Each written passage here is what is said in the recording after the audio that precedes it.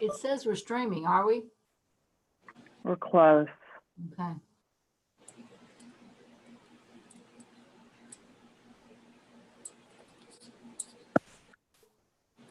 Yeah, it says we're live. Okay. Yeah, it just takes a minute for me to verify it. Yes, it just takes me a moment to verify that it's actually going on the website.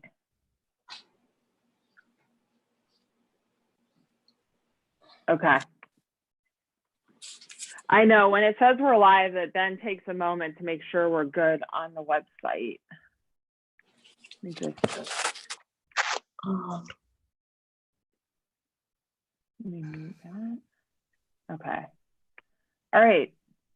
We can begin our meeting, which let's do by standing and saying the Pledge of Allegiance.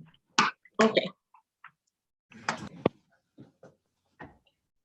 I pledge allegiance to the flag of the United States of America and to the republic for which it stands, one nation, under God, indivisible, with liberty and justice for all.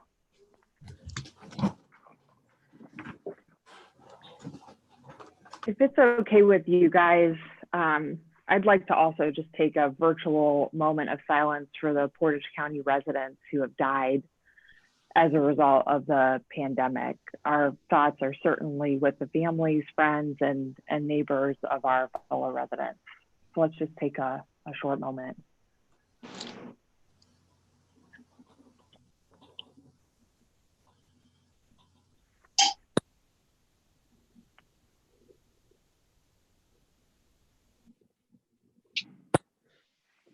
Thank you. All right, with that, we can go into our solid waste district meeting. Make a motion to So we'll approve. recess. Go ahead, Vicki. I'll make a motion to approve the minutes of April 9th, 2020. I'll second. Roll call, Amy? Vicki, Yes. Sabrina, Yes. Kathleen, Yes. Motion to approve the April 16th, 2020 bills as presented by the county auditor. I will second. Roll call, Amy? Vicki, Yes. Sabrina, Yes. Kathleen, Yes. Move to approve the April 16th, 2020 journal vouchers as presented by the county auditor. I will second. Roll call, Amy? Vicki, Yes. Sabrina, Yes. Kathleen, Yes. Move to approve the April 16th, 2020 then and now certification as presented by the county auditor. I will second. Roll call, Amy? Vicki, Yes. Sabrina, Yes. Kathleen, Yes. Move to declare the necessity to purchase one used automated side load truck for the Portage County Solid Waste Management District. Bill, do you have anything to add to that? I do. This is a truck. We're purchasing this from a company called Carco in Minnesota. It was originally from the city of Orlando in Florida. It's a 2016, I believe 38,000 miles on it. And again, our trucks at that vintage are closing in on 90,000 miles. Wow. So I did negotiate the price down by about $10,000, explaining that I cannot bid this out, that 49.5 is legally as much as I can go. I think this is another good deal for us, but I also found out, I contacted a couple of cities in Florida. They generally list their trucks on govdeals.com. So I've been kind of watching that religiously in case we need a truck in the future. Because if we can get one from Florida that's gently used and not been in the salt, I think that's a much more efficient way to buy a truck. Because a new one right now is about $260,000 to $210,000.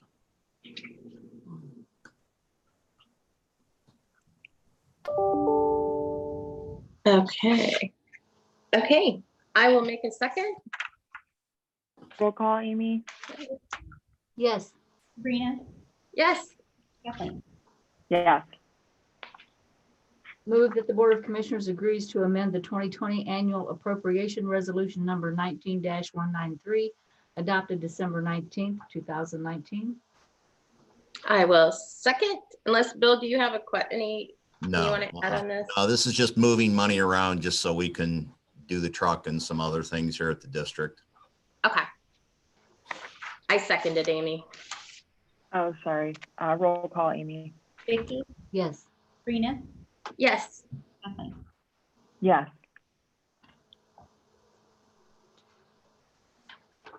Okay, I'll make a motion to adjourn. Second? Roll call, Amy. Sabrina, Yes. Vicky, Yes. Kathleen. Yes. Bill, thank you very much All for right, joining thank you, us. commissioners. Sure thing. Have a a great good day, day. everybody. Two. All Bye. right, thanks, Bill.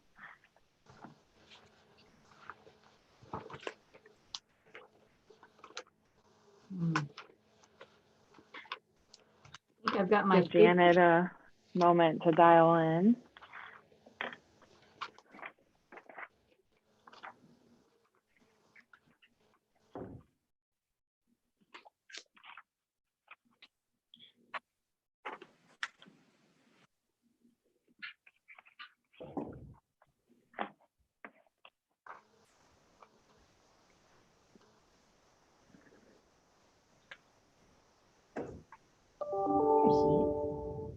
Morning, Janet. Hi, Hi, Janet. Janet. Hi, everybody. Our new normal. Yes. That's right. All right. Well, we'll get right into your discussion item with the Families First Response Coronavirus Act and accrued leave discussion item. Mm-hmm. Yeah. I really just. Hi. Hi, everybody. Uh-oh, Janet, I think you may be watching the live stream and need to mute that. Oh, I thought I did. Sorry. It's Okay. okay. Sorry. I thought I did. It's okay. We're good. Yeah. Yeah, I just wanted to open up the floor. I know we talked about the accrued leave a couple weeks ago, and then last week it was on hold. So I really just wanted to bring it back this week and just really talk it through. I know both Chris and I have spoke with the auditor's office, and the auditor has concerns over this. So I really just wanted to just really talk it through and see what we wanted to, want to do about it. Oh, are you still there? Did I Yeah, I just think budget and finance is dialing in. Oh, okay. Okay. So I don't know if everybody understands what we're talking about with the third. I don't know if you wanted me to kind of talk about why we're talking about it today. I don't know how much Janet, background. what are the auditor's concerns? Did she voice what it was? I mean, And I could let Chris jump into, because I know Chris also talked to her yesterday. Okay. Based on what I'm aware of, she's just really concerned about the accounting of the third, because our system, from what I understand, our system cannot calculate it itself. So it would have to manually be counted or calculated, which obviously would take some time. So I don't know if Chris, if you want to jump in and since you've had some discussions with Janet. Yeah, yes, both Janet and Amanda said the same thing. They would have to do it, and she could probably speak more to that as to what that would entail. But that seemed to be the bigger issue with the auditor's office. Can I ask how many employees we're talking about? Which obviously would take some time. You know what? This keeps unmuting. I'm going to turn the meeting off. Sorry. Okay. It's okay. It unmuted by itself. Right now, all I'm aware of is how many people have applied for the expanded FMLA. And as of this morning, we only have 2 people that applied for the expanded FMLA. The emergency leave, we would only know if someone is using part of the emergency leave, connected to the FMLA part. However, there are codes in Munis that were dedicated just for the emergency leave. So we would have to run report in Munis to kind of see how many people are really using the emergency leave right now. But HR is we're only aware of 2 that are using the FMLA for childcare. So we think it's probably a pretty small amount. I'm getting a lot of questions from different elected officials and different department heads. So I don't know if they're questioning it just to understand the policy, or they're questioning it because the situation's come across their desk. I do know that the questions I'm getting mostly relate to childcare. Yeah. In regards to that, then the person can actually apply for FMLA, which if they do that, the first 10 days, according to the act, are unpaid. However, the act is also saying that the employee can elect to use their own accrued leave for those 2 weeks, and then there would be 2 weeks unpaid. So that, but right now, what we're seeing is that the employees are using the 80 hours of the the emergency leave for the first 2 weeks of the FMLA, and then they're going into the 10 weeks. So the 10 weeks of the FMLA is only paid at 2/3 of their work. Yeah. And that's when the employee, I think that's part of our question, is like during the time that the employee is not being paid 100% of their wage, would they be allowed to use 1/3 of their accrued leave to make them whole or to offset the cost? I think that's where the auditor's office is coming in with some concerns. And the concerns are just merely staffing concerns, not necessarily, she doesn't agree with this. It's just staffing concerns on her behalf, Here's, is if what I I'm could, hearing. Commissioner, one of the issues I believe from the auditors, and if with the 2/3, it's kind of it gets kind of confusing. But with the emergency paid leave, there's 6 qualifying reasons. 1, 2, and 3, you get 100% of your regular rate of pay. That's when the individual employee himself or her, she is ill with COVID-19. Now, items 4, 5, and 6, this is where the confusion comes in. That's when they stay home to take care of somebody else who has COVID, or for number, if they stay home to take care of a child who's home from school or daycare due to the day school being closed because of COVID-19. That's at 2/3. Well, say it takes 2 weeks off at the 2/3 rate of pay over 80 hours. Say if you make hypothetically $2 an hour, that 80 hours would be paid 2/3, say $670.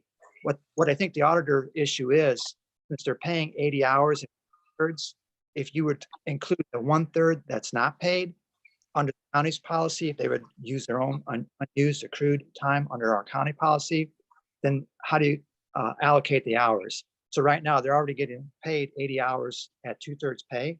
Then we have another 1/3 pay. And how do you formulate that? I think that's the issue the auditor is trying to wrestle with.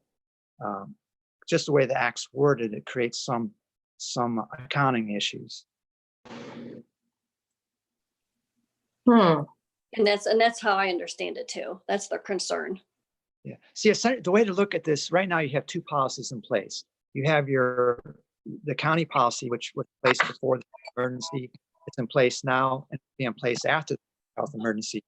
In addition to that, you have the Congressional Act, the Family First Virus Response Act. Under that, the county is mandated to provide the 80.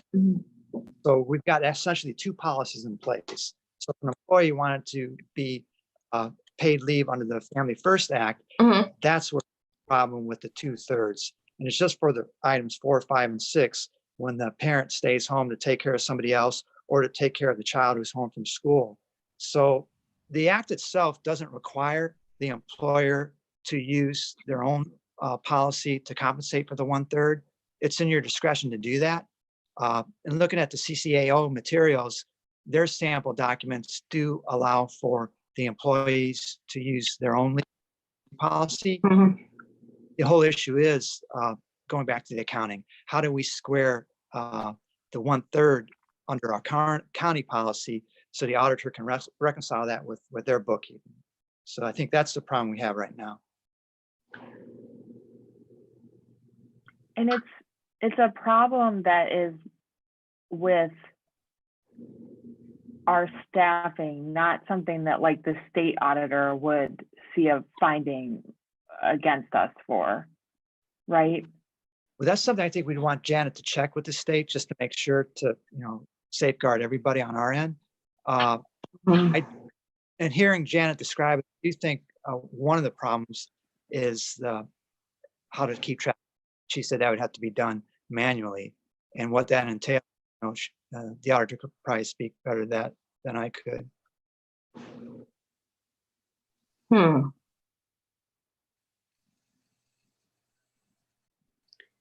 Yeah, because Well, I would really we like have, to. go to- ahead.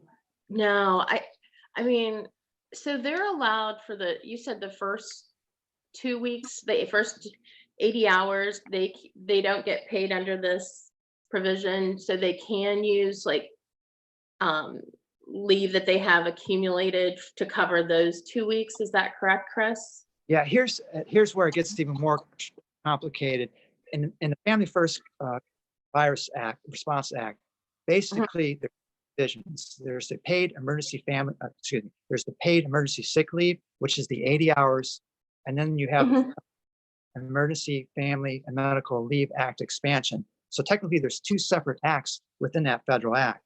Okay. So for the paid emergency sick leave, it's up to 80 hours at your regular rate of pay.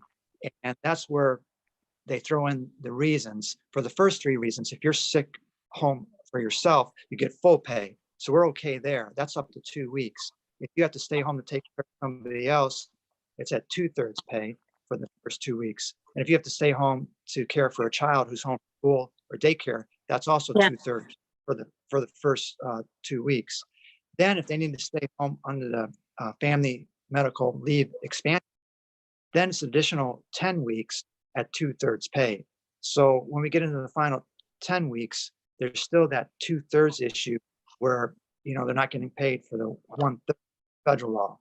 That's Yeah. where do we allow the employee to use their own accrued leave under our county policy to offset that 1/3 that's not being paid under the federal law?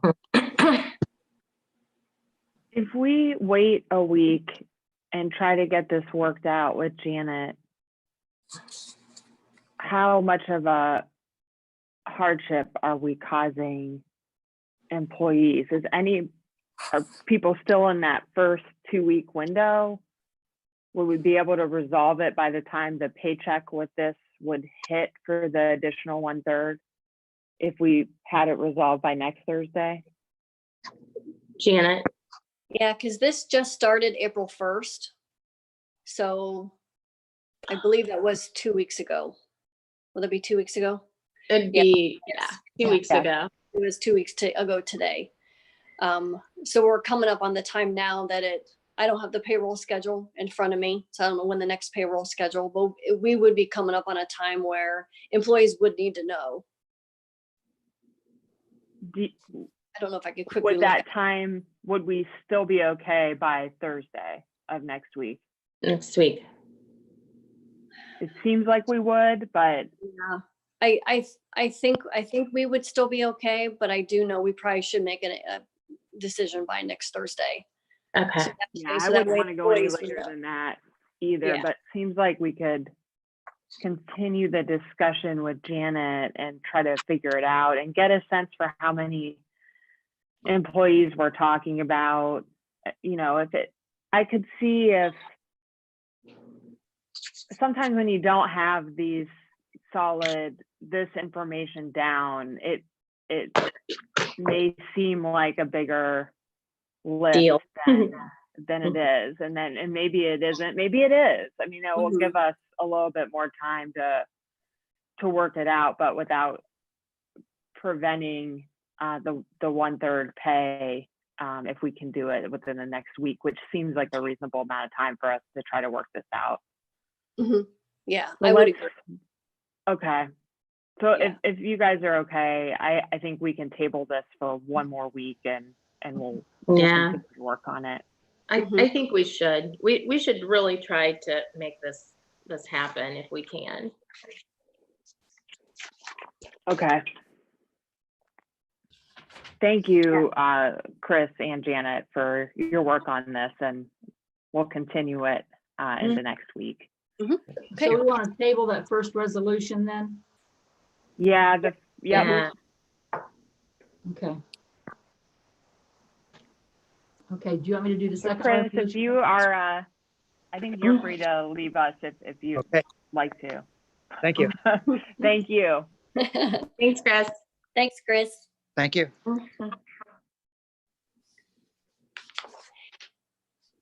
All right, so Are we we ready have for the this? resolution for Jean up next.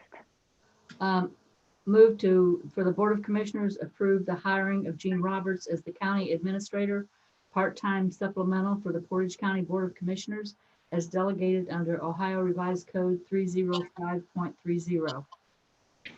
Okay, I have a question on this.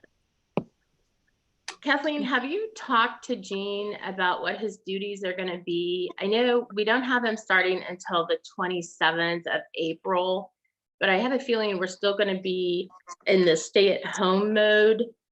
I mean, as far as what his functions will be doing, since the way we're operating is not normal. I know you can call people, you can do video conferences, but it also concerns me that, we've had positions, pulled. I think you and Jean pulled a position for a project engineer because you were concerned about during the pandemic how it would look if we were hiring someone. And then we just had Randy Roberts ask about his staff, and he was asked to wait until we get out of the clear with the pandemic. I'm just concerned how this is going to look and what exactly. I mean, hardly anyone's in our building, and yes, you can do phone calls and video conferencing. How is that going to work? Because we never really discussed. I mean, we have a job description that has what he has authority through the Ohio Revised Code, but we've never really talked about what exactly this position was going to look like. So do you have any idea as to what you're thinking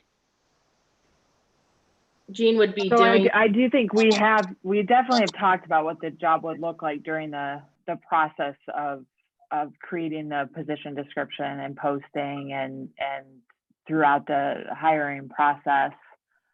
And again, it is a part-time supplemental add-on and for a bargain price to the county of $15,000, which I think that's a big issue with looking at creating a position like this is the expense. And for us to be able to do it for that low of a cost, I think is to be celebrated as doing things efficiently and as cost effectively as we can.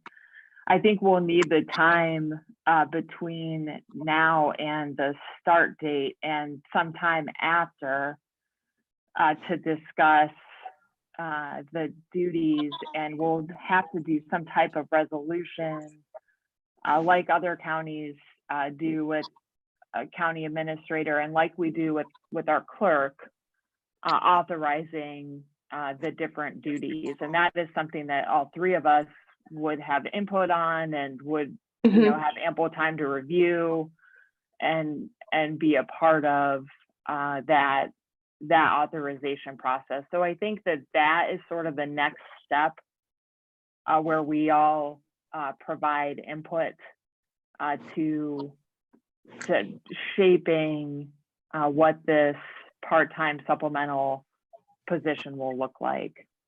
Yeah, well, go ahead. Go ahead. No. I think that there are plenty of items and needs, especially in the pandemic, for more efficient organization and chain of command and oversight of operations, which is part of the rationale that we considered when deciding to add this part-time supplemental position. I think that the health issue, the public health emergency has shown even more why this is important.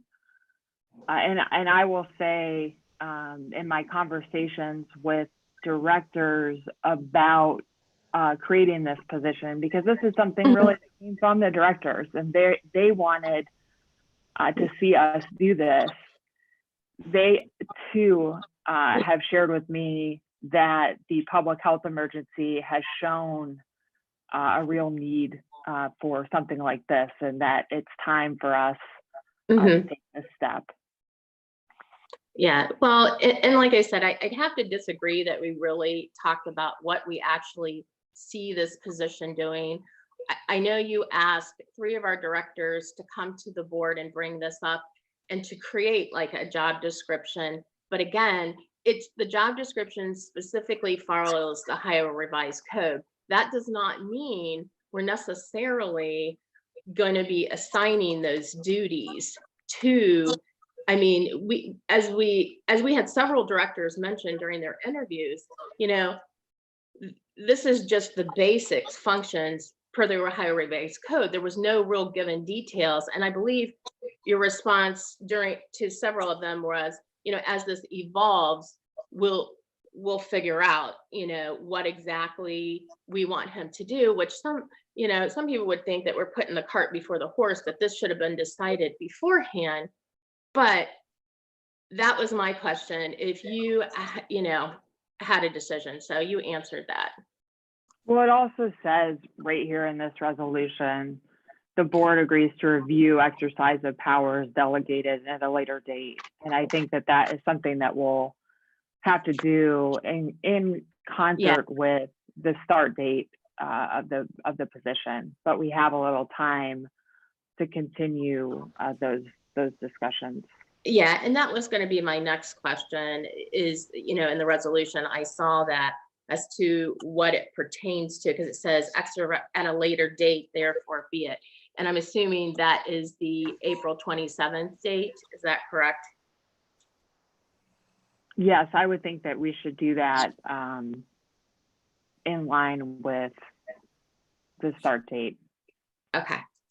So between now and then, the 3 of us are going to discuss how we envision this position going forward, because I think we're going to have at least more time in the stay-at-home mode. So it will be different as far as functioning compared to if we were at full capacity in our roles of operations at the county. Because I know several people, you know, are aware that Gene got it. And one of their things is there's been really no direction as to what oversight he's going to have over other directors. I mean, it says here he can supervise the affairs of the divisions of under the control or jurisdiction of the board. Is that going to be, so we'll just discuss this. Are we going to be talking about this next week, you think? Before I think we'll be talking about it between now and the 27th. So okay, next week is the only time we have left. Or the following week. Okay, thank you. Okay, You're welcome. Second. Roll call, Amy. Vicky, Yes. Sabrina, Yes. Kathleen. Yes. Move that the Board of Commissioners accepts the resignation of David Moore, MIS Coordinator, effective May 1, 2020. I will second. Janet. With this one, again, because we're working off-site right now, we'll probably send David the exit interview questionnaire that we know in person. We'll send that to him before his last day to get feedback from him. Okay. Roll call, Amy. Vicky, Yes. Sabrina, Yes. Kathleen. Yes. Move that the Board of Commissioners approves the revised MIS Coordinator job description for Portage County Job and Family Services. I will second. This is just David's, right? Yes. Okay. And I believe, and this is kind of backwards, because I think Kelly Jo may have this on her agenda, but I don't think she's coming until after me at some point. But it looks like she just revised the educational requirements on the job description. Did it change the salary portion? No, it will not, no. Okay. Okay. Did I'll we have sec- a second? I'm sorry. Yeah, Okay, roll call, Amy. Vicky, Yes. Sabrina, yes, Kathleen. Yes. Move that the Board of Commissioners agree to authorize the 2-week internal, external posting of the full-time MIS coordinator, replacing David Moore for Portage County Job and Family Services. okay, I will second, Roll call, Amy. Vicky, Yes. Sabrina, yes. Kathleen. Yes. All right, thank you very much, Janet. All right, thank you. Have a good rest of your day. Thanks, you guys too. Hmm. Kelly Jo, we are running a little bit behind and have our budget and finance resolutions, which I think will take 5 to 10 minutes, and then we'll be ready for you. You just want us to call back in. We were testing to make sure we didn't mess up this time, so we You can stay. Okay. I just wanted to give you a sense of where we were. I'll just, if you think it's 5 and 10, we'll just hang out. Okay, thank Okay, you. Uh-huh. Todd, are you on the line? I am. Okay, Did you guys Okay. get my email regarding the bill run? Oh, you know Yes. what? yeah, it's in your box. Yeah, can you hold on just a sec, Todd? Let me pull that up.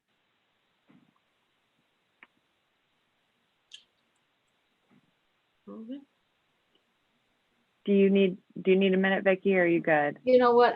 Is it an email, Todd? Yeah, I emailed it Yeah. around 9 o'clock with the, It was- you know, the template that I give you guys for the 4 resolutions. Yeah, it actually came in at 8:42 on mine. It didn't come in on mine. Wow. Huh. Yeah, it went to Commissioners Amy and Julie. Well, I've got an email at 8:13 and then the next one's at 9 o'clock. That's weird. Yeah. That's very weird because I didn't get it. Here, let me try sending it to you. Oh, wait a minute. Again. It just now came through, 9:33.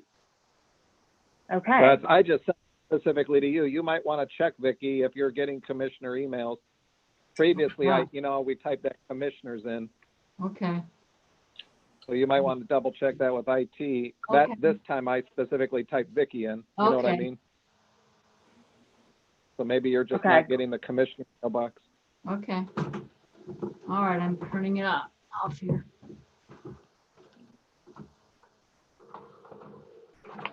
Okay, I move that the Board of Commissioners agree to approve the Thursday, April 16th, 2020 bills, ACH payments as presented by the county auditor and reviewed by the Board of Commissioners, Department of Budget and Financial Management, Department of Human Services, or other designee. I'll second.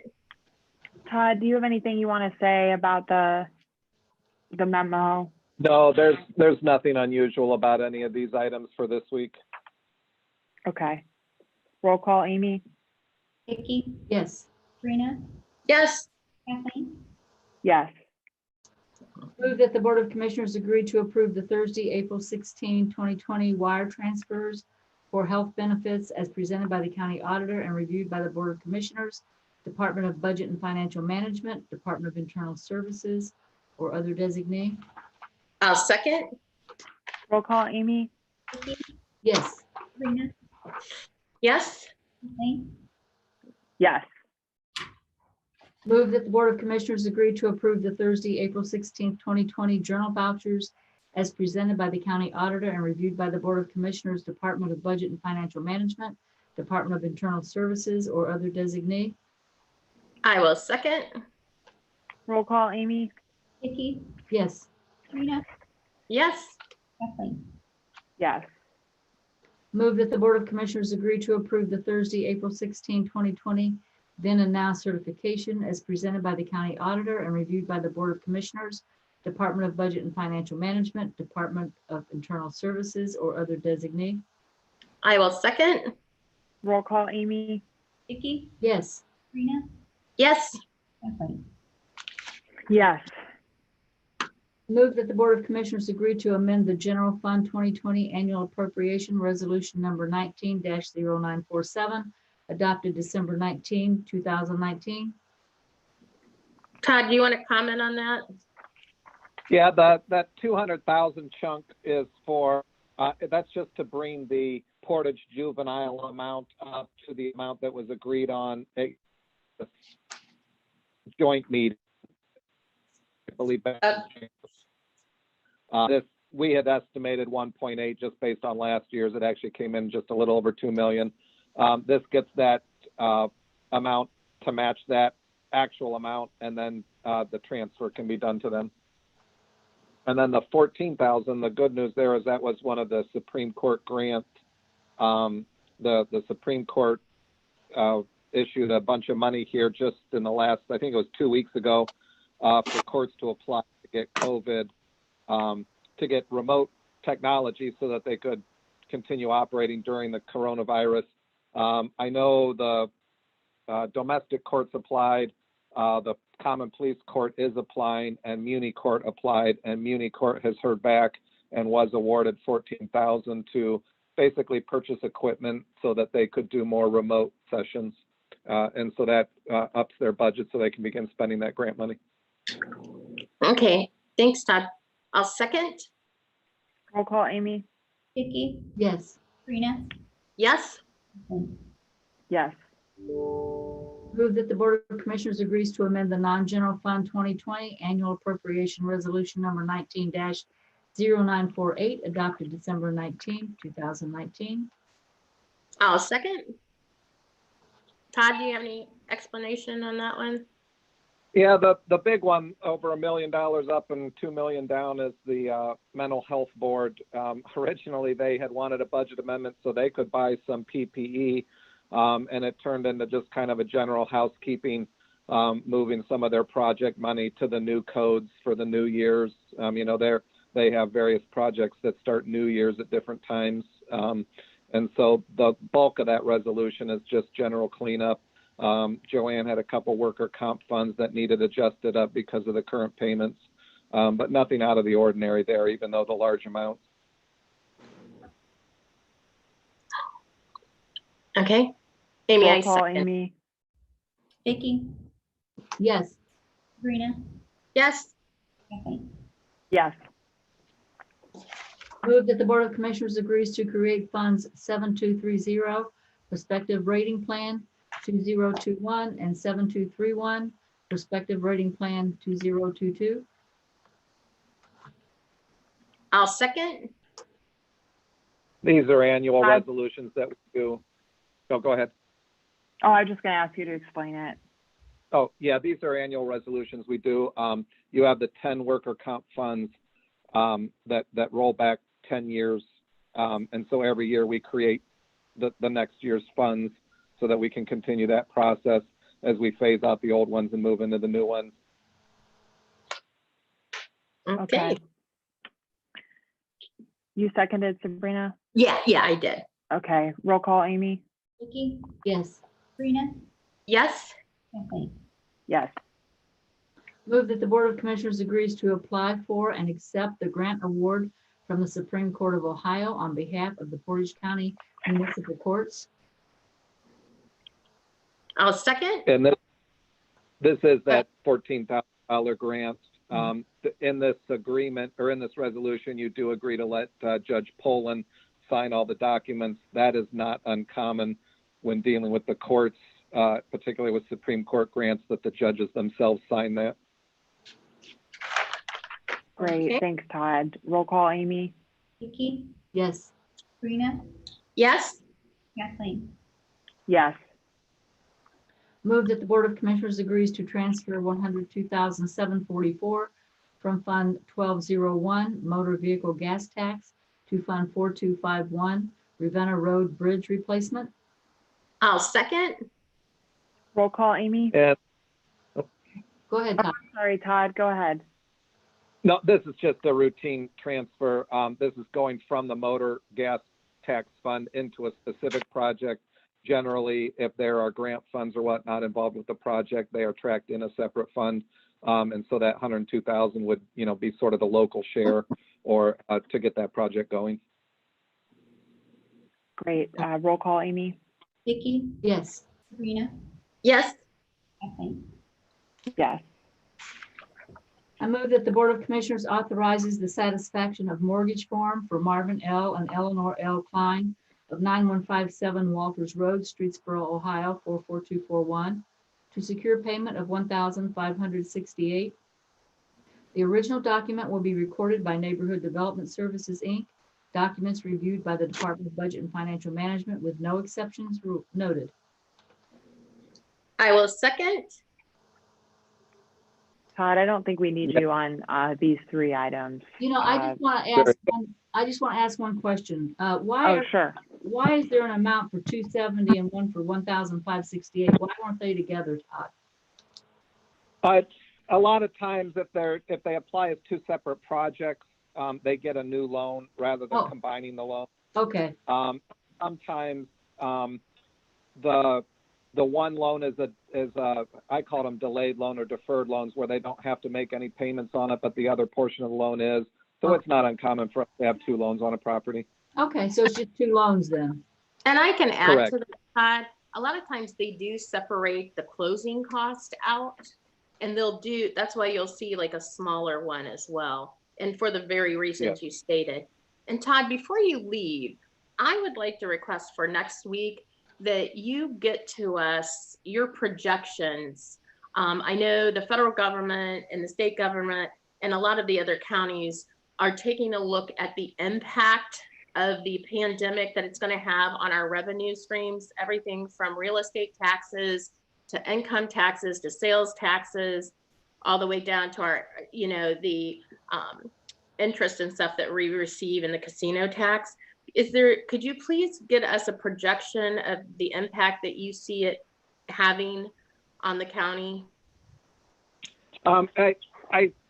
I'm happy to give you my projections. The caveat I would add to that is when we present in open session, particularly where the reporters report to the public, it causes a little bit of panic on what is right now very speculative numbers. Yeah.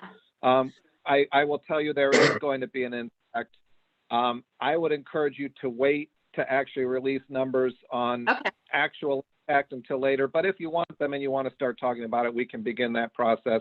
Just understand it is going to start causing, concern amongst elected officials, et cetera, that some of the numbers are quite large. We're in good shape to handle it. But by good shape to handle it, we are going to have to make some decisions. So if you'd like them next week, I can begin preparing something. That's up to you guys. Okay. Yeah, if you Todd, could, I think it would be good. I know I asked you about this privately last week, if you could do something for our meeting last week. And I think, now I think that it's something that we can begin discussing delicately. Certainly, very tough issues could be ahead of us, but I think it's better for us to be open and transparent about what we're facing sooner rather than later. And Todd, the other thing is I think it's good. I know several of the other counties have already met with their elected officials and stuff. I think it would be good information for them to have as well. Because as you said, we're pretty good for this year, but it's really going to impact us next year. And we need to start planting that seed that we're going to be coming up possibly on some really tough decisions. Okay, thanks, Todd. Yep. Okay, we need the roll call for one. Did we move that? Move in a second on the floor. Okay. Okay. Roll call, Amy, please. Vicky, Yes. Sabrina, Yes. Kathleen. Yes. Move that the Board of Commissioners authorizes the satisfaction of mortgage form for Marvin L. and Eleanor L. Klein of 9157 Walters Road, Streetsboro, Ohio, 44212, to secure payment of $270. The original document will be recorded by Neighborhood Development Services, Inc. Documents reviewed by the Department of Budget and Financial Management with no exceptions noted. Okay, I will second. Roll call, Amy. Vicky, Yes. Sabrina, Yes. Kathleen. Yes. Move that the Board of Commissioners authorizes the satisfaction of mortgage form for Elizabeth D. Fear of 1180 Garth Drive, Kent, Ohio 44240 to secure payment of $1,891.16. The original document will be recorded by Neighborhood Development Services, Inc. Documents reviewed by the Department of Budget and Financial Management with no exceptions noted. I'll second. Roll call, Amy? Vicky, Yes. Sabrina, Yes. Stephanie, Yes. Kelly Jo, we Yes, are finally ready for you. Okay, and the good news is I don't think I'll take my whole time because I want to come back and see you guys in like 2 weeks. So that's good news. But bad news that I get to come back to you and provide more detail in a couple of weeks. So do you want me to just get started? Yeah, that'd be great. Okay, so the first item on the open agenda was a proposed amendment to our CARES contract that we have with Coleman Professional Services. So in our current world, Coleman takes our after hours, child abuse and elder abuse neglect calls. So when we close at 4:30 and through the weekends, and they take the calls and then they contact our on-call workers if for them to screen a call and decide whether or not to open it and so on and so forth. Our CARES line has decreased significantly, unfortunately. I don't know if you read the recent newspaper article on domestic violence, but they called and talked to me a little bit about our world. And so we've seen a decrease in calls coming through. We think probably a lot of it is because kids aren't in school and a lot of the educators are the ones that are reporting concerns. But with that decrease, Coleman is able to or willing to take calls during work hours. Those workers are still working cases and have cases, but they would just take the calls and then contact our assessment supervisor, and then he would take it from there. So I'm requesting your support in increasing the contract by $9,900, $9,926.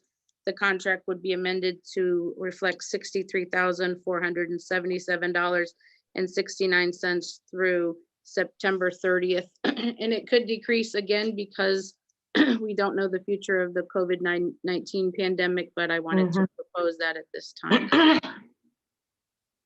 Well, Kelly Jo, I can tell you, I definitely support it. I think it's a very minimal amount that could have a major impact on a child or someone's life that's being abused or neglected. So, and especially at this time, I'm in support of it. Okay, and then we won't, unless you don't support it, we'll send the actual contract with the resolution through Joanne, so you could vote on the resolution at a later time. I just wanted to make sure you understood it, and if you had any questions about it or concerns, I wanted to be able to speak to them now. Well, I also appreciate your thinking about ways that, you know, in this pandemic, we can be flexible and respond to this problem that's exacerbated by stay-at-home orders and, you know, people, you know, kids not going to school, Right.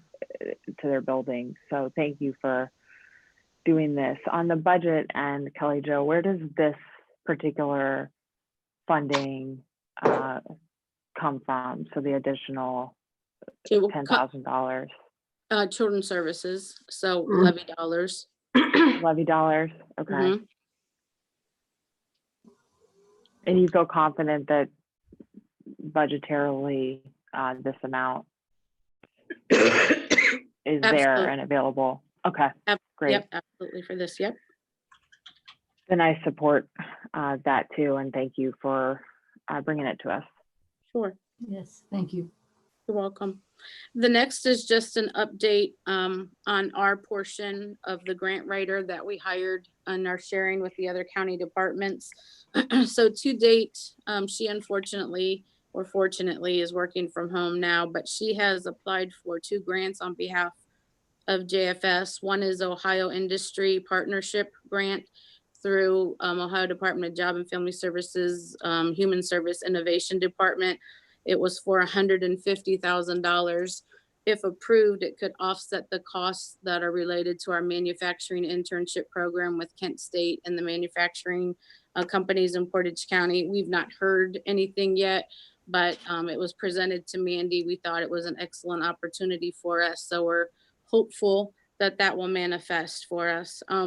She also applied for a very small grant, a community resiliency grant, like $2,500. What we had hoped was that the kids that reside in the group home could do some care packages for senior citizens in the community pandemic. Unfortunately, we were notified that we did not get this grant, that there were over 250 applicants. And so it was just something that we thought we could support the community in. So that one didn't work out. The one is still pending, and we gave her a list recently of some other grants. So she's busy on the back end doing some research for us, but we definitely have been utilizing her. That's great, Kelly Jo. The community resiliency, where was that grant? Was that a private foundation or was that with the state? It was a state grant, and I don't have the specific name, but it was actually a state grant opportunity. Okay.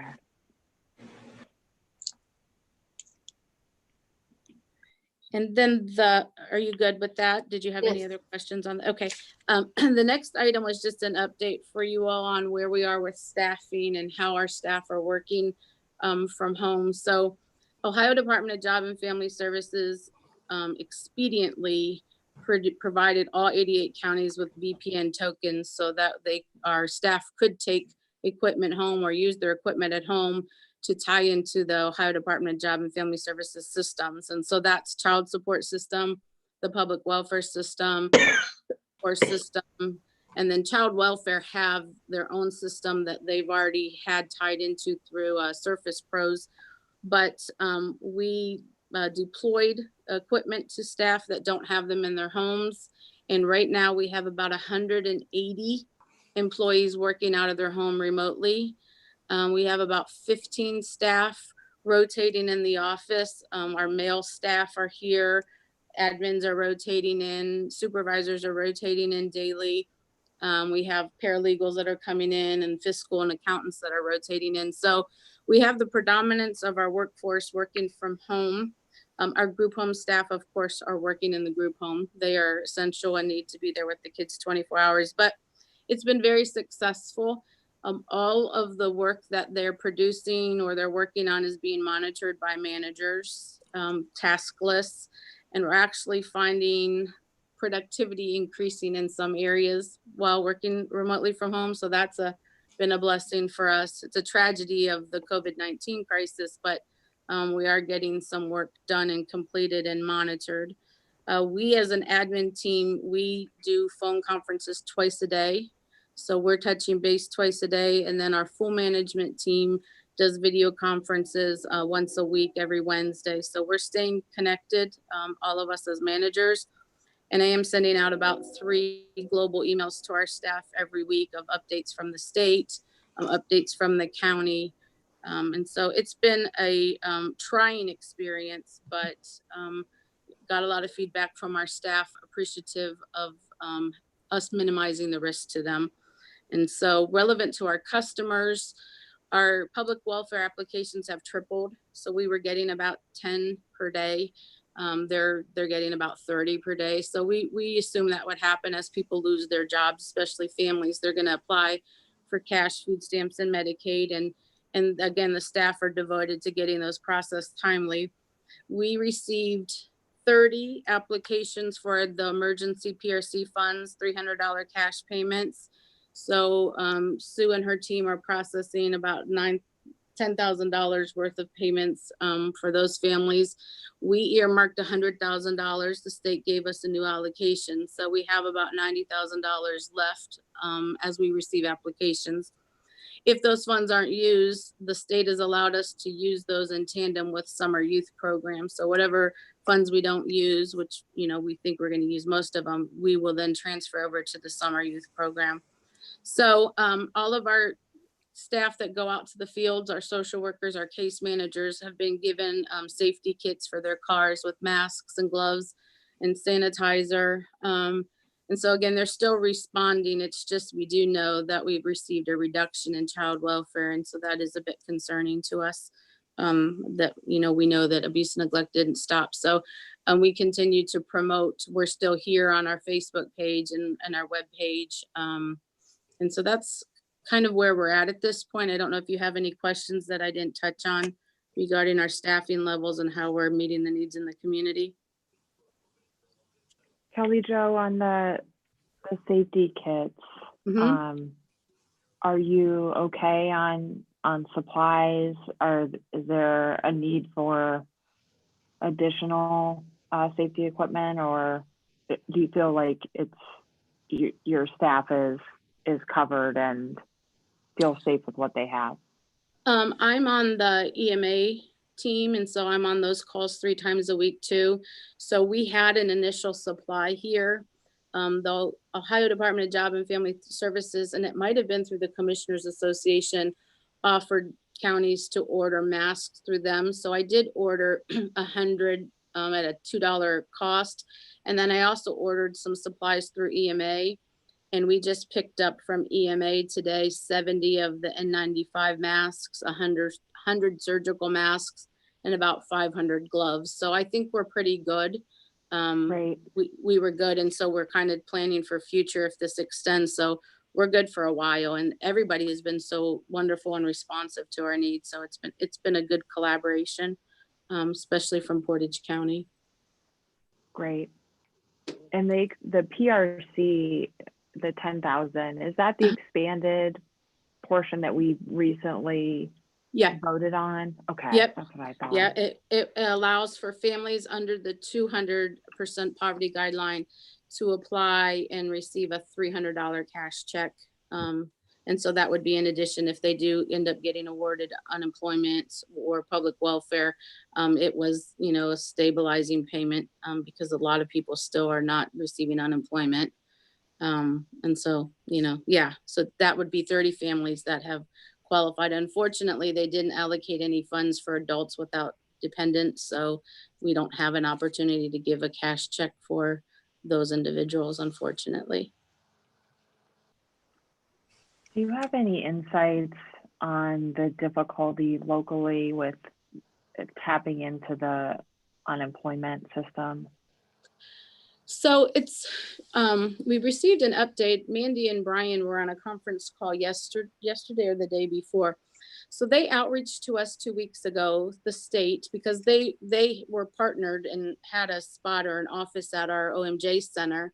And then when the pandemic hit, the state pulled all their staff. So before we even locked the doors, they didn't have a presence there anymore, but we have a relationship with them. And so when this all happened, they outreached to several counties through our Area 19. Craig sent information to Mandy, I learned after the fact, and said, would any of you OMJ Center employees be willing to take calls because the unemployment system is so backed up? So we threw our hand in the ring, and I think we had 6 employees of JFS that said yes. And so we were getting ready to get trained. They needed to get us equipment. And then 2 days ago, we were told that they're going to hold off right now because I think they feel that they recall that they said we're going to kind of hold off on training. I just heard on the radio this morning too, that they've got 1,200 people working and they're hiring another 300 and some. So they kind of pushed us back, which is fine. We put ourselves out there, and I think that they're feeling that that they have the team in the pool necessary to meet the needs. Mandy had some statistics that she quoted yesterday, and they were profound that I'm happy to email all of you and share. The numbers are astonishing. Portage County numbers, was it about 3,000? 3,000 new. We were at 3,000, now we're at 9,000. Yes. So we've tripled. Wow. So 9,000 unemployment applications from Portage County alone. And so she is able, Mandy has a contact with somebody behind the scenes. So we've had a couple people that have called very desperate, like through our HR department, through me directly. And so for those individuals that have tried, we've tried to broker for them. We haven't had a lot of complaint calls recently, so I don't know if they're covering bases right now, but they told us to hold on instead of, going through the training. Do we have any, is there any work being done through Mandy's staffing to, I know that the state has set up a website with job postings related to some of the essential areas where there's a great need for employees. Are we trying to help connect people, or at least let them know about that job? Because from what I understand, there are thousands of Yeah. jobs that are listed there. I know it's not necessarily a direct match, or there could be issues that would prevent, and I don't know what the salaries are like, but is that something that we're trying to help communicate out to our residents? Yeah, absolutely. So the Ohio Means Jobs had all the job postings listed. So that has continued to be streamlined from the employer to us and onto the website. Mandy did ask the state of Ohio for permission to do a local video kind of promoting us in tandem with them. And so they gave her permission a couple of days ago to do a video. So in addition to just what's out there, we're going to kind of talk and be more intimate with people through staff and a video on our website. So yep, we're definitely going to branch out there a little bit too. That's great. And needed, it sounds like. Those Yeah, are staggering numbers. Absolutely. So the next thing I had was the February, March data report. I was scheduled to come in March, and then because of this crisis, everything got pushed back. So I didn't see anything that was profoundly different from the last time I presented. On that report at the end of March, it had 234 or 230 some kids in care, 236. And as of Monday, we have 213 children in care.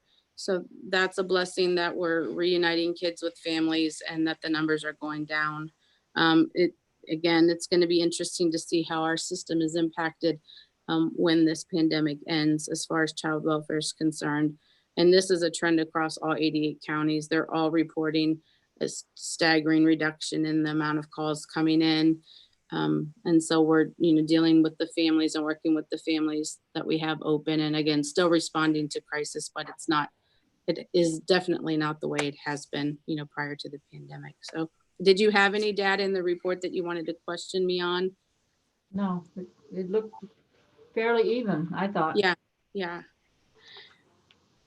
And then I presented, it doesn't have a watermark on it, but this is still a draft, our annual report. It's not been sent out to the community because I wanted you to see it beforehand and see if you had any questions on that. Any of the sections. It's busy, colorful. Yeah, it looks really nice. Mhm. Nothing there. No. Okay. Mm-mm. And then the next two sections are more discussions. I would like to, like I said, come back in 2 weeks. Sue and I have been working on a projected budget for 2020.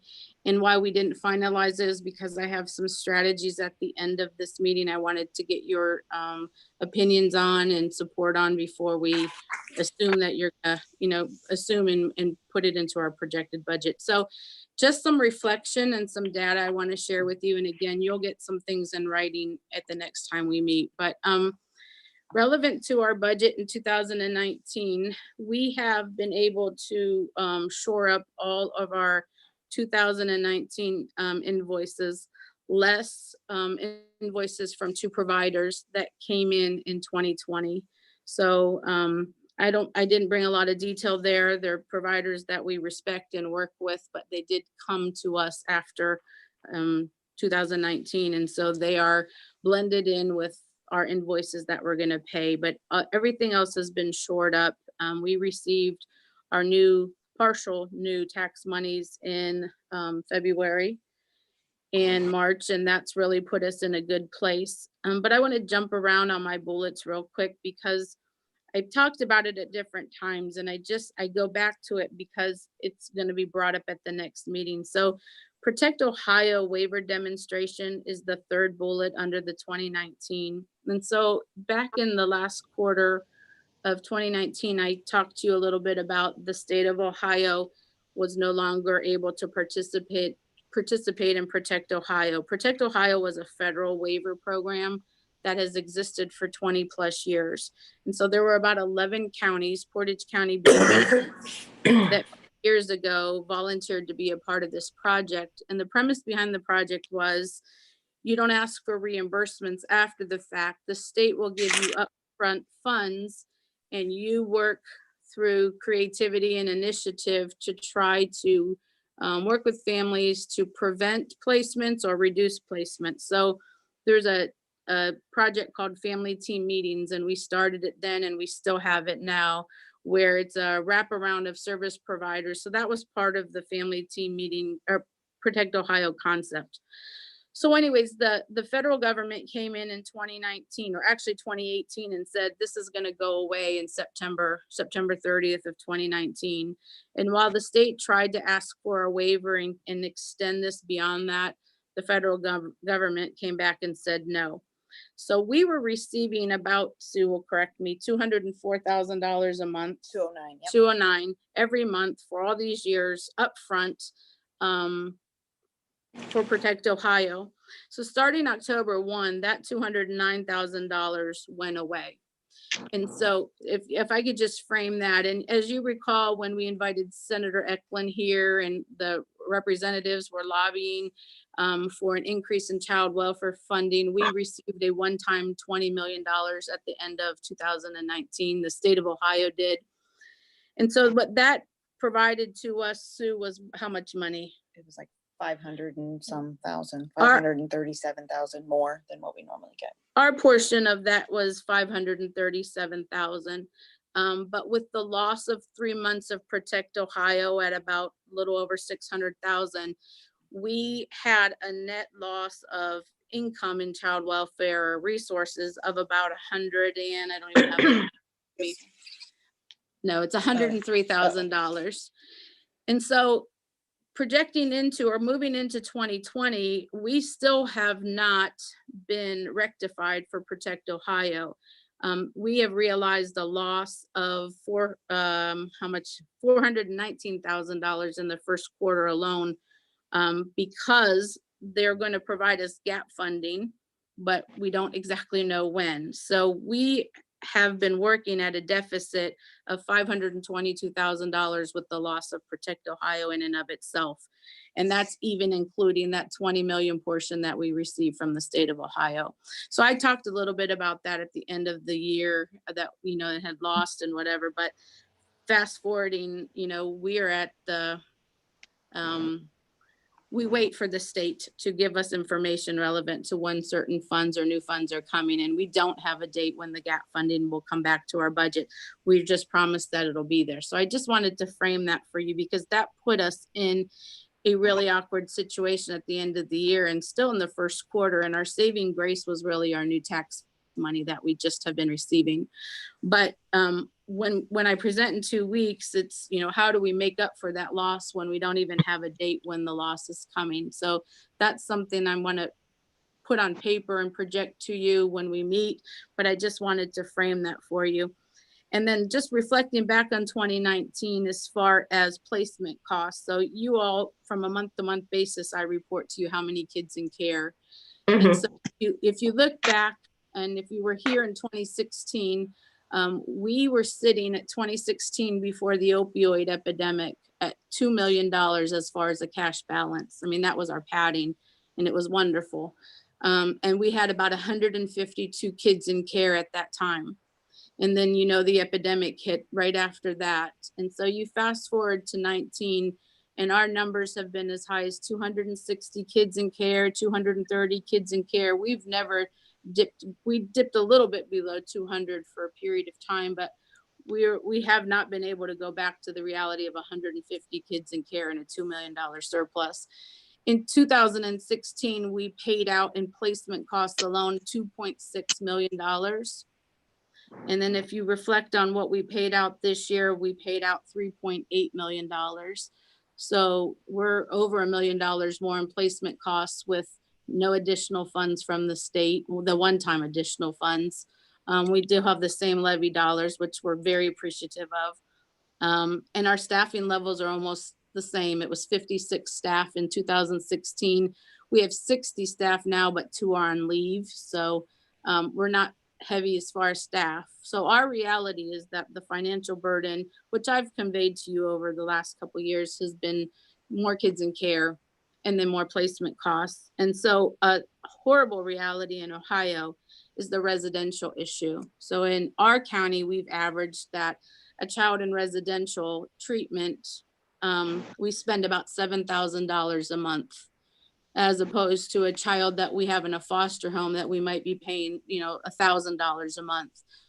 And coupled with just the cost, there is no regulation relevant to the contracts. So when I sign the residential contracts every year, the state doesn't regulate costs. So the private providers can negotiate, or they say they're negotiating. They propose new rate increases on a routine basis.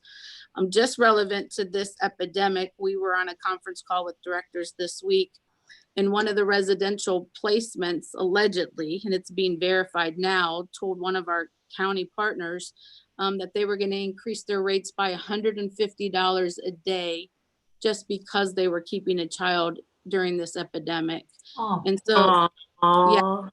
And so our association and the state of Ohio were going to question the provider, but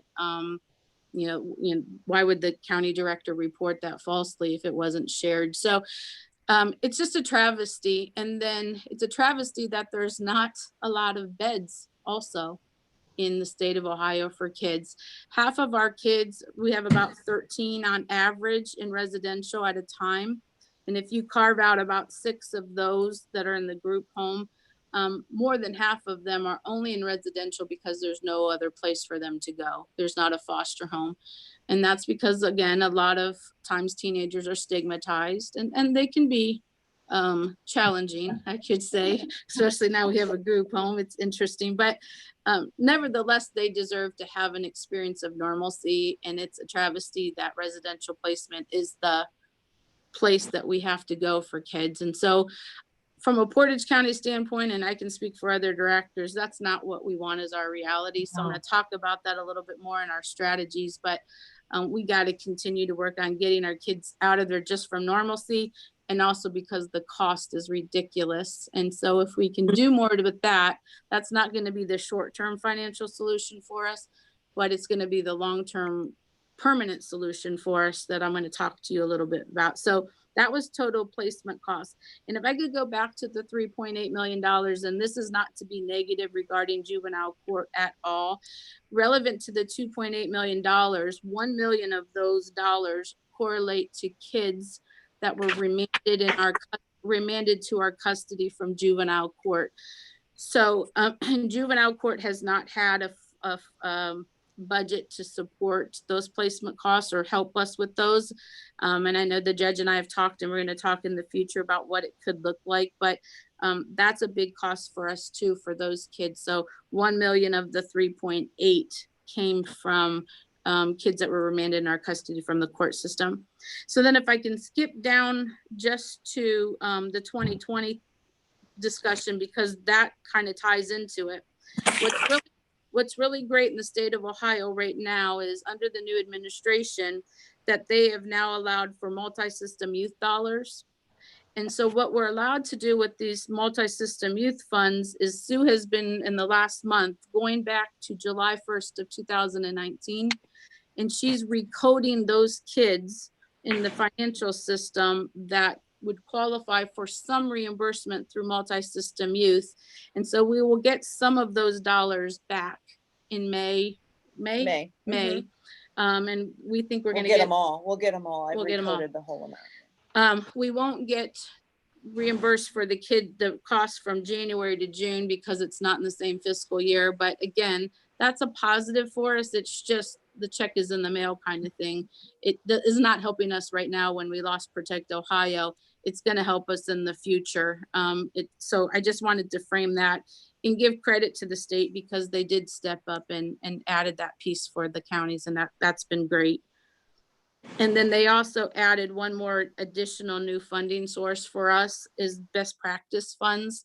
So again, this isn't an allocation that you get monthly. They basically say, step up and tell us what you have going on that correlates to a best practice, and then we'll reimburse you for it. So for that, we hired the clinical manager for the group home.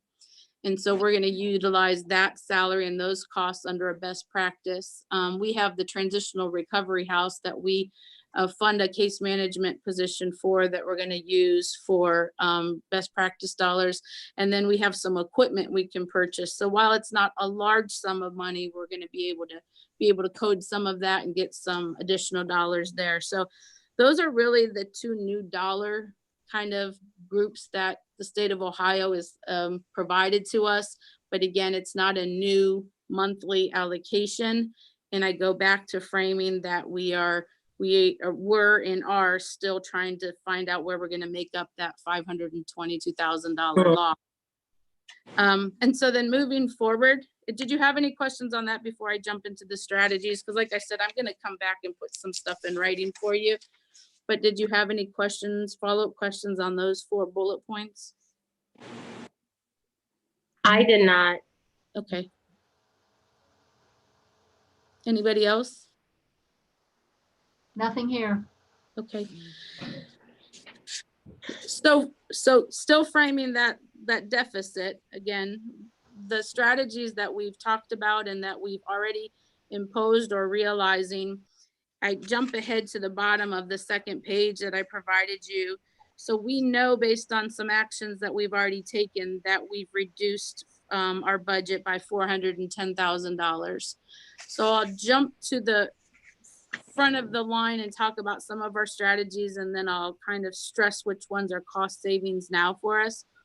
So random moment samples is the way that we get reimbursed for the work that our staff does. Sue, do you want to speak about it for a minute because you're the master on that? Yeah, it's just how we get reimbursed for our indirect costs. So all their salaries, benefits, any administrative expenses, travel, training, that sort of thing. The random moment is used to sort of spread those costs to the grants that we have.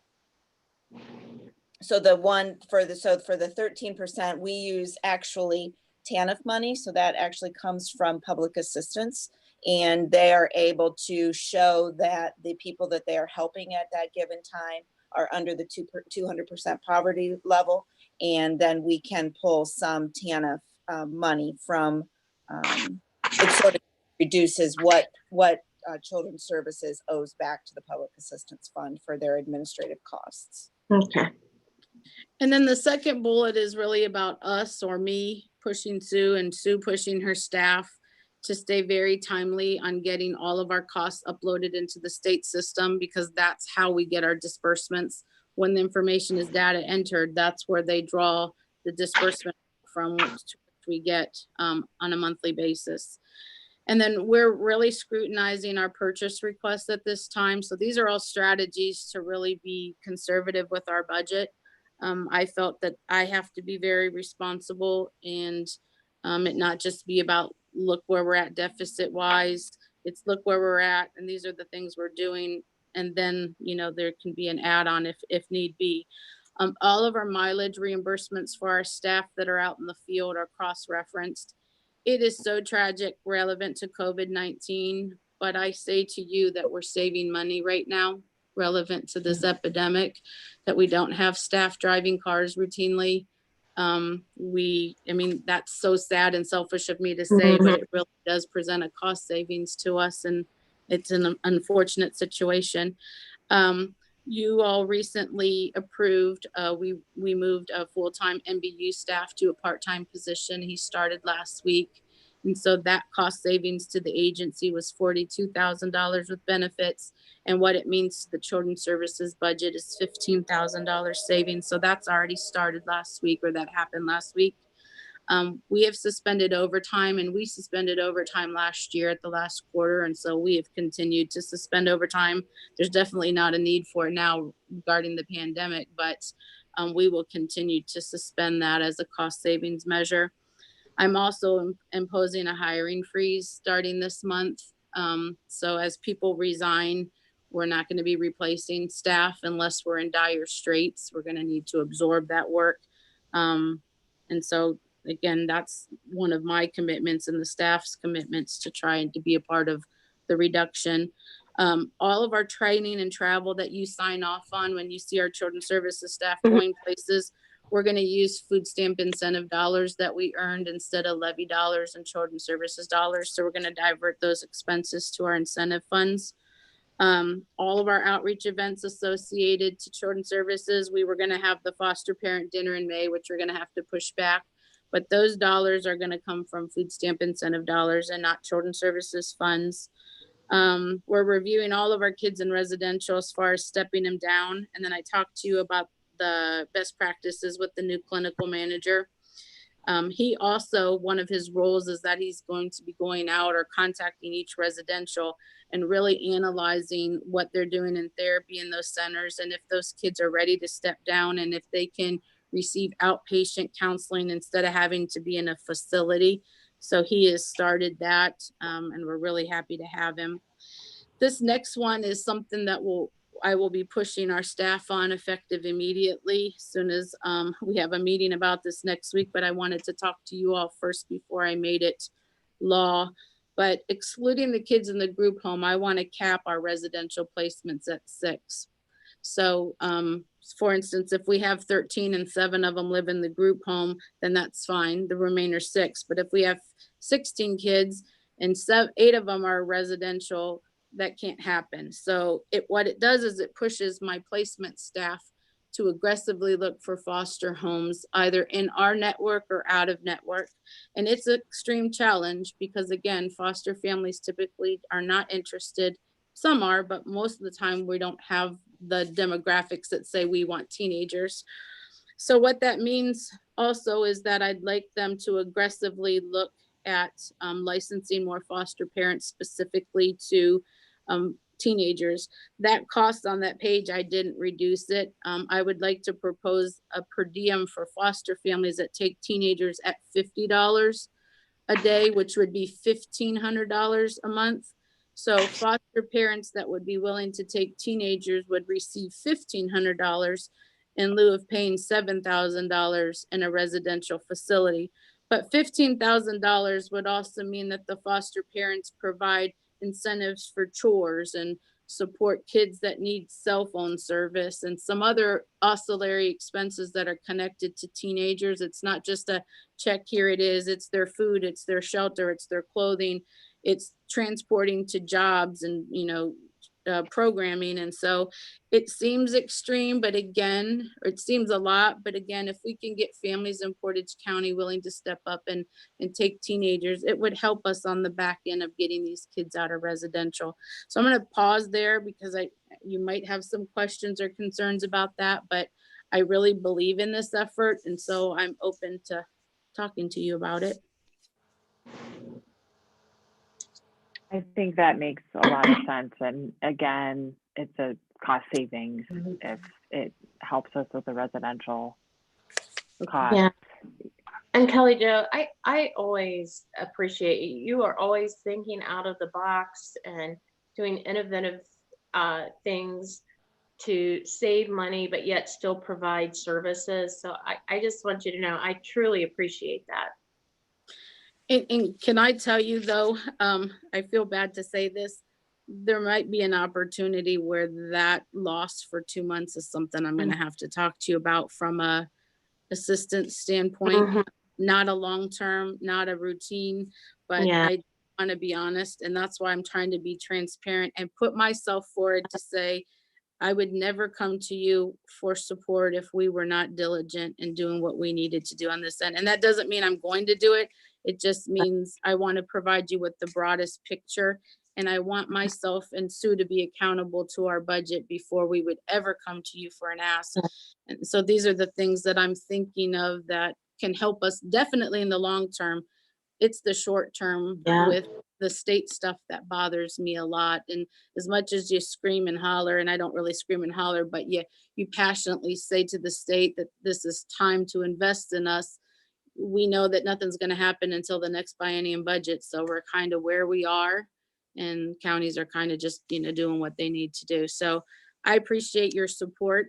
I invited all of you, the next bullet on the next page, to the foster parent recruitment banquet. We are allowed, actually, the state gave us a new allocation for that we could fund the whole banquet under a new allocation that doesn't take from our current dollars, which was excellent. And so while we can't have it in May, we want to still have it as soon as this pandemic, the stay-at-home opens. Celebrate the foster parents we do have, talk about the new initiative to encourage them to step up for teenagers. Judge Berger has already committed to saying a few words. And so we really want to make it celebratory, but also kind of, focus around the needs of our young people too. So I'll give you new dates when this happens, but that definitely would be tied into the banquet, that new initiative. Charlie Joe, I just would suggest that you think about what maybe could be done as an alternative, only because I think that even when the stay at home is lifted, that there could continue to be mass gathering limitations. And, we don't want to, I know what a nice event and how helpful an event like this could be, but I am wondering what our ability will be to have any type of community event. So if you can continue to think creatively about other options, I don't know that that will be able to happen even in a delay later this summer. You're right. That's something to think about. No, absolutely. We'll work on a plan B and a plan C too, because we can't belabor the initiative. So if we have to absolutely. So that's a great thought. Yeah, I was just kind of hopeful thinking, right? Wishful thinking. Understand. Yeah. I don't think you're alone. No. Judge Berger, I think it was Tusk County, not Tusk County, our partner county, not Tusk, Trumbull County. Judge Berger partners or participates in Trumbull County's adoption event that's in November, because adoption day is in November.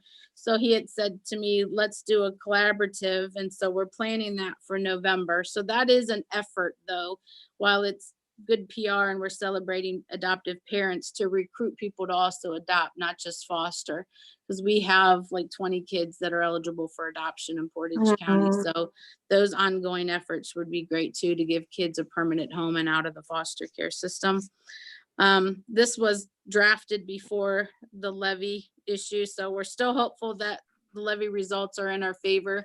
Our second renewal levy was supposed to be on the ballot in March, and so we're crossing our fingers. Good or not, some people have kind of critiqued me a bit. They thought we should ask the taxpayers for more, but again, I feel that our community has been so supportive of our agency. I want to try to do some cost-efficient measures before I go before the taxpayers. So that's why we didn't ask for an increase and just stuck with the renewal.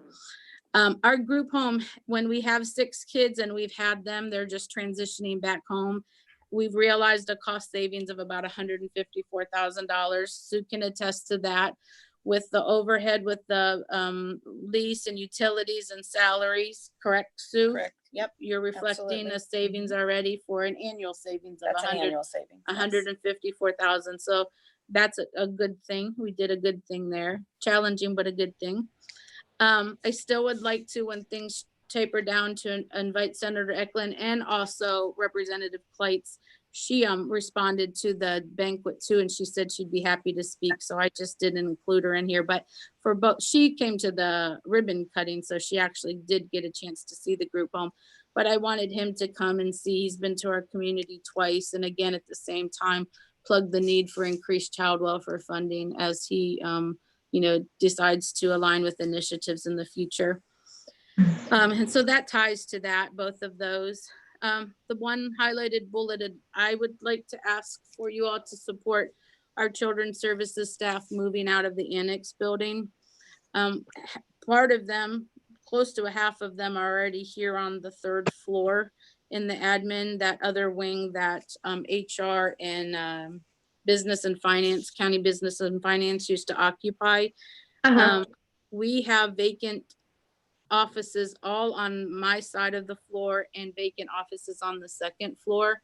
And so that building, I think can use some finesse, and I'm still concerned about the ADA compliance thing. The elevator does work at times, but we've had struggles. And so it would be a $69,000 savings for us if we could move our staff out of that building, the rest of the staff, because half of them are here. And I'd like your support to do that by Yes. July 1st. Yes, Okay.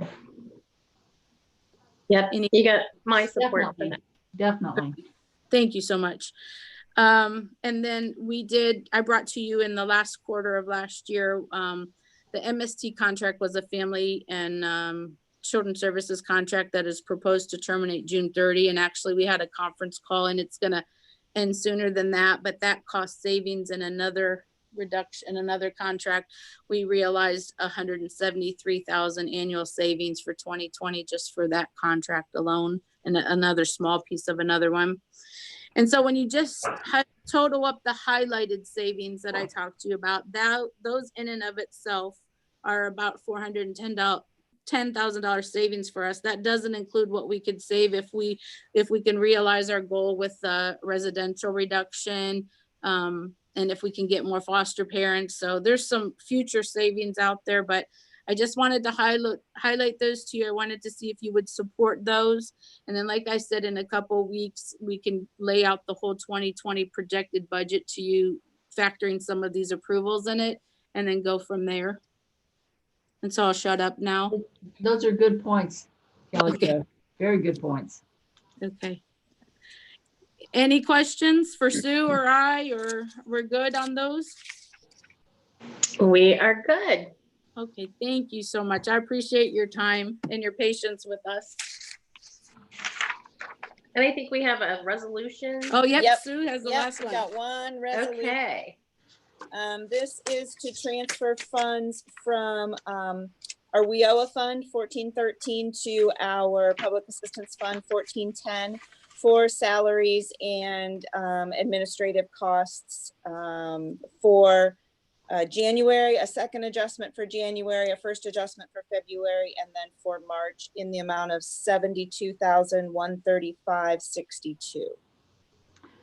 Move that the Board of Commissioners agrees to transfer from Fund 1413 WIA Fund to Fund 1410 Public Assistance Fund. I will second. Roll call, Amy? Vicky, Yes. Sabrina, Yes. Kathleen. Yes. Thank All you. right, Sue Kelly and Jo and Kelly Sue. Jo, thank Thanks, you so guys. much. Be safe. Take care. Thanks for all you're doing. Yes, ma'am. Thank you. You got it? Sue? Yeah. Okay, are we ready for the miscellaneous items? I am. Move that the Board of Commissioners approve the special meeting minutes of April 7th, 2020, the regular meeting minutes of April 9th, 2020. Okay, I will second. Roll call, Amy? Vicky, Yes. Sabrina, Yes. Kathleen. Yes. Move that the Board of Commissioners approve the March 2020 adjustments to the Portage County Water, Portage County Sewer, and Streetsboro Sewer billing accounts as reported on the adjustment reports submitted and reviewed by the Department of Budget and Financial Management. I will second. Roll call, Amy? Vicky, Yes. Sabrina, Yes. Kathleen. Yes. Move in accordance with Ohio Revised Code Section 325.07, the Board of Commissioners acknowledged receipt of the monthly record of proceedings and transactions for March 2020 as presented by the Portage County Sheriff's Department. I will second. Roll call, Amy? Vicky, Yes. Sabrina, Yes. Kathleen. Yes. I have this one item on the Board of Elections letter that Joanne notified us about. Yeah. I mean, we don't have much of an option here, but I think we should go ahead and give Joanne authorization to open the main doors on the 28th for their election day needs. And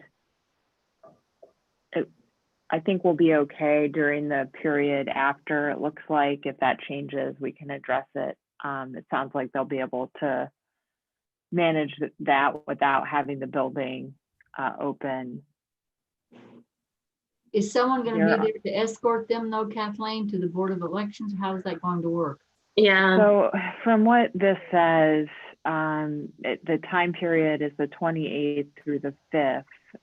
From the 29th to the 5th, they were pretty sure, we should verify that.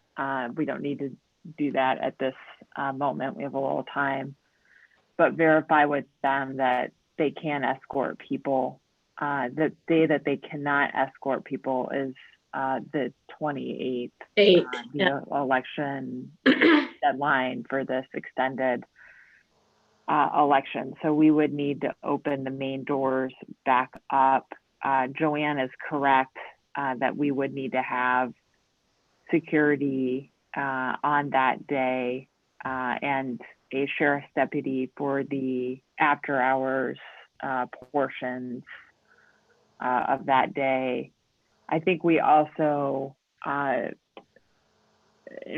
I'm sure Joanne would be willing to help with this, but notify our different departments and elected officials about this.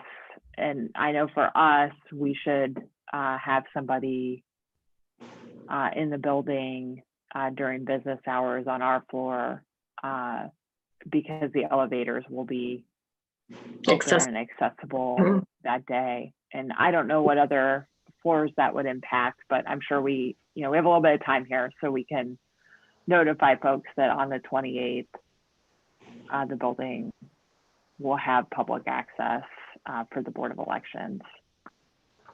But you know what? It's no different than when they have public access after hours. They have the security person that watches, so that no one goes on the elevators. I don't know if you've ever seen them after hours. I have seen them after hours. The issue is that employees would be using the elevators, and I don't know if, how would the security person it know? seems to be easy for a member of the public, to also access the elevators. Yeah. So at the after hours portion, I would assume that would be a little easier to secure, and you may even be able to shut the elevators down or lock. I don't know. But sometimes employees are in after hours. So yeah. However we handle that part, the after hours part, typically, I think we could do the same. Yeah. But I think we need to have staffing on all the floors on that day during the regular hours. And are you talking just on the 28th, from the 29th to the 5th? You're actually going to have the doors closed back off to the public and they have to greet people? Or are you talking about allowing the public to access from the 28th through the 5th? I'm reading our director's email to us, and what she said is between the 29th and the 5th, she thought that they could escort staff, although I think we should verify that with the Board of Elections. We do have time because that's a date future. But what I'm talking about right now is the 28th. Yeah, the 28th, she suggested that we just have the security for the one day, but I thought the Board of Elections stated they would not have the manpower to bring people back, but we can verify that. What they said is they wouldn't have the staff power on the 28th, but that they may in the period after. So that's the part we need to verify. Okay. But I think it's okay to set this in motion with Joanne, and just let her I take just wanted to make sure we discussed it. Is that okay with everyone? Yes. Yep. Okay, great. All right, well, that's all I had. So I think we're ready for a motion to adjourn. So moved. I'll second. Roll call, Amy? Vicky, Yes. Sabrina, Yes. Kathleen. Yes. All right, thanks everyone. Have a you. good rest of your week.